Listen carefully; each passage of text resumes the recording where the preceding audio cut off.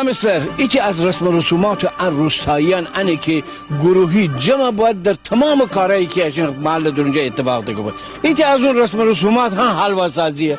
همه جمع بودن الان خیلی حلوا چاکنه. اصلا بدم ما نشیم صحبت بکنم بدین عشان از کار با ما در کایش نیست. های خانواده این جای دیگه روشن. بدم پاوزه را بکنم دیگه ما میشیم میان. اسماء ندینی نه سلام خاخور. فکر کنم از فیلم بردارم. بله فیلم برداری؟ بله چی کار کنی ای تو؟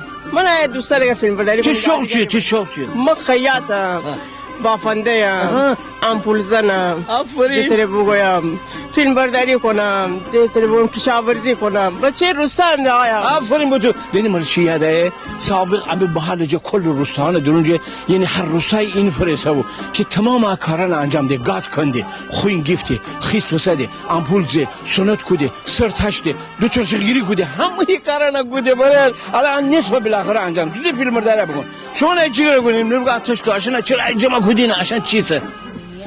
چی کار کنین؟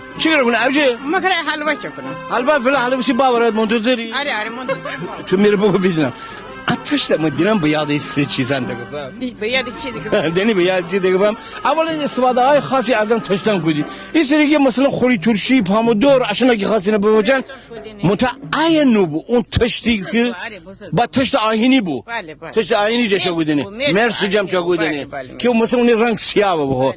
الان آتش دیگر چی خاطر هواره؟ آتش ترگوندی هم برنج ترگو کنی. برنجی آتش تا بزدین عروسی رزینه. عروسی رزینه. بلدیتی عروسی تر یادتی عروسی. عروسی بچه با. حقیقت که عیب نره حالا ایزه بزن. حالا عیب نره حالا عروسی. باشه. ایزه تشت میره بزن تشت. عشان کیه دری؟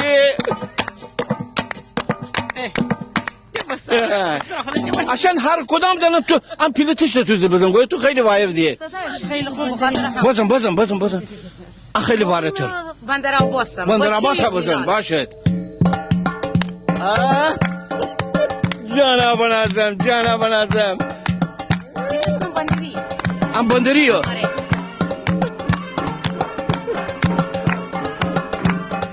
اما ایت تازه برنامه چگودیم تو فضای مجازی خیلی بین خانوادانی میانجه که عشان هر رسم و رسوماتی دارد عشان رسم و رسومات زفت بکنیم هم فضای مجازی در اونجا پخش کنیم منتها شما امجن خاله دایی ننه هر واده وارثی دارید وشان باورید جمع کن مخصوص کنه آدمانه بدین شما از سابق تا الان چی رسم و رسوماتی بداشتین وشان زفت کنیم این برنامه نام مامان حقیقت شما بگم ننم شما هر کس ام برنامه بدین که نام خوب نربنید مونه که جایزه بدم اربعه میگیرن چون جانی رو من بمیرم اما فضای مجازی دنبال بکنید خداحافظ